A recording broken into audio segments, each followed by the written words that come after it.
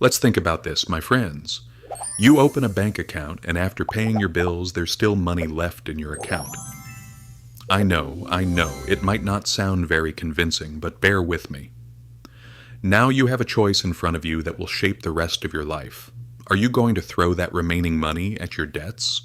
Or are you going to let compound interest work for you while you sleep? This is not an easy decision like thinking about which movie to watch this week. This single decision can make a difference of hundreds of thousands of dollars, maybe even millions, in changing your life. And the most frustrating thing is this. Most people make this decision with their feelings rather than mathematics, which is about as effective as throwing darts with your eyes closed. I'm Harold. I'm 65 years old and I served in the military for 10 years. But my early retirement from the military was thanks to the investments I made over the years. Every morning I sip my coffee while looking at my accounts, and I sustain my life thanks to my passive income. I'm telling you this because I can't help but think how I wish someone had told me this when I was young. Sharing this knowledge with you, my dear friends, has become a passion for me now. Let's get to the real subject now. Before entering this great battle between paying off debt and investing, let me explain a reality to you. We won't be talking about the shopping spree you went on when you paid off your credit card debt, but rather the strategic decision between those who build real wealth and those who spend their entire lives making others rich. That's right, there is no universal answer to this question, which is why your head might spin every time you think about it. But there are some fundamental principles that will keep you moving in the right direction. And yes, your situation is probably much more unique than you think. Let's start with this, even if it's hard to believe. When you pay off debt, you're actually getting a guaranteed return equal to that debt's interest rate. Think about it this way. When you pay off a credit card that's charging you 22% interest, it's like getting a risk-free 22% return. Try finding that kind of guaranteed return in the stock market. I'll wait. But here's where things get strange. The stock market has historically provided an average annual return of around 10% over the long term. I said historically and over the long term. Pay attention. The stock market unfortunately doesn't care about your concept of time or your emotions. Some years it gives you 30%, and some years it wipes out 38% of your money just for the excitement of it. That's the million-dollar question. Is it more logical to pay off a debt with 5% interest, or to invest to potentially earn 10% in the stock market? The math seems very clear here. Invest between the guaranteed 5% and the potential 10% and put the difference in your wallet. But if math were the only factor, we'd all be driving sensible cars and eating soup and salad every day. The truth is that risk changes everything. When you pay off debt, you get that guaranteed return. No stock market crash can take away the joy of the interest you're no longer paying. No economic crisis can take away the psychological relief of having one less payment to make each month. Boring, predictable, and absolutely guaranteed. Investing, on the other hand, is like being with someone who's great when things are going well, but is nowhere to be found when you need them most. The returns can be beautiful, but they come with the real possibility of watching your money melt before your eyes. I'm going to paint you a picture with real numbers because nothing clarifies financial concepts like concrete money does. Let's say you have a home loan worth $350,000, spread over 30 years at 4% interest. The monthly installment is around $1,670, and you have an extra $1,000 each month that you can set aside. You can either use this for the loan or for an investment. If you turn into a debt warrior and throw that extra $1,000 at the loan every month, you'll be free of debt in about 14.5 years instead of 30. You're cutting the debt process in half, which sounds nice. You'll also save yourself from paying about $140,000 in interest over the loan term. That's not bad at all. But now let's get to the really interesting part. When you're free of debt in those 14.5 years, You can now use both your extra $1,000 and the amount remaining from the former $1,670 installment for investment. This means $2,670 goes into investments every month for the remaining 15.5 years of our 30-year period. If we calculate these numbers with an assumed 10% average return, you come out with approximately $1.2 million in your investment account. If you also subtract the interest you didn't pay because you paid it off early, after 30 years you end up with approximately $1.1 million in total wealth. Not bad, right? Now let's look at what happens if you do the exact opposite. What if you paid the minimum installment and put that extra $1,000 into investment from the very beginning? This is where compound interest starts gaining strength, like someone who just started working out. If you invest that $1,000 throughout all 30 years while paying the minimum loan installment, your investment account reaches approximately $2.2 million. Yes, you'll pay about $250,000 in interest over those 30 years, which looks a bit painful. But even after subtracting that interest expense, you're still sitting with approximately $1.9 million. The difference between the two strategies is roughly $800,000. This isn't some small amount you carry around in your pocket, my friend. This is the kind of money that transforms your best years from a financial struggle into a golden period. Now, before making a move to throw every single penny into index funds, we need to remember that these calculations assume a lot of things go according to plan. It assumes the market delivers that historical average return, which may not align with your specific investment timeline. This is a calculation made assuming you'll stay loyal to the plan for 30 years without panic selling during the inevitable stock market crashes. And it was designed assuming you won't face a major life crisis that would force you to withdraw your investments. Our home loan example is actually one of the most extreme cases in this debt versus investment decision. Home loans generally carry the lowest interest rates offered to ordinary people, often just above inflation. This makes them the best possible debt option. Smart investors want to keep money borrowed at such reasonable interest rates for as long as possible. But there's something most people don't think about when doing these calculations in their heads. When you have fixed-rate debt, inflation is quietly working for you. That $1,670 installment might be quite difficult to pay today, but 20 years from now, we might feel like it's pocket change. Why? Because inflation makes everything more expensive, but your loan installments stay fixed. That installment remains frozen in time like a financial fossil. Think about how much a cup of coffee was 10 years ago and compare it to the current price. Nobody notifies your home loan installment about price increases. 15 years from now, you'll be paying that same $1,670 with money that's worth much less than today. We can also think of it as borrowing today's expensive dollars and paying them back with tomorrow's cheap dollars, which is both completely legal and can be understood as an opportunity offered by the bank. Now, we better understand why some financial experts get genuinely excited about 30-year home loans. They're not just borrowing money, they're borrowing today's valuable dollars and paying them back with tomorrow's worthless dollars. And the assets they gain through these investments appreciate along with inflation. So you end up using both sides of the inflation game to your advantage. But let's pump the brakes on the home loan example because not all debts are created under equal conditions. If we're talking about credit card debt, the entire conversation can change completely. Credit cards don't joke around with their interest rates. They can charge you 18, 22, sometimes even 29% interest.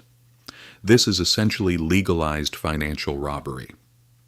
When dealing with high-interest debt, the math becomes crystal clear. No investment strategy in the world can consistently and safely beat credit card interest rates. Sure, you might get lucky with a hot stock tip from a relative, but you're more likely to lose your shirt than to consistently beat those credit card rates. This is where the debt starts snowballing to a growth stage. Regardless of balance size, you attack your highest interest rate debts first, because mathematically, that's how you save the most money. It's not as psychologically satisfying as the debt snowball method, where you knock out small balances first, but your bank account will be grateful for your logical behavior in the years to come. Student loans occupy a strange corner of the debt universe. They generally carry interest rates that fall between home loans and credit cards. They can also offer tax advantages that further lower the real interest rate. Some student loans sit at 3 or 4% interest, which puts them in that zone where investing might make sense. But things get pretty complicated with student loans. Unlike your home loan, you can't deduct the interest on most student loans above a certain income level from taxes. And unlike your house, your education can't be seized in tough times. This sounds great until you realize it also means you can't sell it to get out from under the debt. Car loans occupy yet another level in the debt versus investment debate. Most car loans can range between 4 and 8% depending on your credit score and how much the dealer thinks they can make. But here's the thing about cars. We can think of them as depreciating assets, meaning an asset that loses value every passing day. Making extra payments on a car loan is essentially paying extra money to own something that becomes less valuable each day. We can think of it like paying premium prices to watch a movie that gets worse every time you watch it. Looking at it from a purely mathematical standpoint, it's usually more logical to direct that extra money into investments and let the car depreciate at its own pace. Now let's talk about something that makes this decision even more complicated: your timeline and stage of life. If you're 25 years old and have decades until retirement, taking risks with the money you have might become unavoidable. Stock market crashes hurt, but you have plenty of time to recover. You can weather the market's volatility and potentially benefit from higher returns over the long term. But if you're 55 and starting to seriously think about retirement, those stock market crashes feel completely different. We don't have the time to survive and wait out a potential crash. Suddenly, the guaranteed return of paying off debt starts looking much more attractive than the potential volatility of market investments. Tolerating risk isn't just about age. It has a lot to do with your entire financial situation and, to be honest, your personality. Some people can embrace being debt-free as a form of comfort. Others are quite at peace with carrying low-interest debt if it maximizes their investment potential. Among all these considerations, it's also necessary to check your cash flow situation. Debt payments reduce your monthly flexibility, and this can be a real problem if things don't go well at work or during an unexpected financial crisis. Having investments is nice, but you can't pay your electric or water bill with paper gains in your investment account. This brings us to a frequently overlooked path: doing both at the same time. Instead of choosing between paying off debt and investing, you can divide the extra money in your pocket between the two options. While it may not be as superior as going all in on a single strategy mathematically, it balances the possible risks and can help you sleep peacefully at night. The real key point is this. This is not just a math problem, it's also a psychology problem, a risk management problem, and it aims to get you to live your life faithful to a plan that encompasses everything. The mathematically superior choice may sometimes not be the right choice for your specific situation, stress levels, and financial goals. There's another factor that most people completely ignore when making this decision: the emergency fund reality check. Before thinking about whether to pay off debt or invest, we need to keep some cash in our accounts. I know. Watching money earn 0.01% interest while inflation laughs feels about as productive as teaching your dog to talk. But think about this. If you don't have an emergency fund and your car turns into an expensive pile of junk, what happens to your great debt payoff strategy or investment portfolio? You're either withdrawing money from investments at the worst possible time or adding new debts to the pile you're trying to reduce. It becomes as pointless as trying to fill a bucket with a big hole in the bottom. Having 3 to 6 months of expenses in a boring savings account may not seem great, but it forms the foundation that prevents all your financial plans from collapsing. Think of it as insurance that won't save you when all your financial calculations go sideways, but at least won't completely finish you off. Now let's get into something that makes this decision even more interesting: the tax implications that most people discover about as often as they find a $50 bill in the pocket of clothes they've put away and rarely use. When paying off debt, especially home loan debt, you might be giving up some tax benefits. Home loan interest is generally tax deductible, meaning the government becomes a partner in a portion of your housing costs. When you close that loan early, you also lose that deduction. But before getting too excited about holding on to debt for tax purposes, it's worth remembering that getting a tax deduction means spending money to save money. About as exciting and satisfying as buying something you don't need at 50% off. Yes, you're saving money, but think of it as still spending money. Investment taxes are their own special kind of headache. When you invest in taxable accounts, you'll eventually pay capital gains tax on your profits. But the interesting point is right here. Long-term capital gains rates are generally lower than normal income tax rates, so the 10% return you earned might look more like 8% after taxes, which changes the debt versus investment calculations. This is where tax-advantaged accounts like 401ks and individual retirement accounts change the rules of the game. If your employer offers you a 401k match, contributing enough to get the full match is basically free money. We can compare it to your boss saying, "Hey, for every dollar you save for retirement, I'll give you 50 cents. Only someone who creates financial difficulties for themselves would turn that offer down.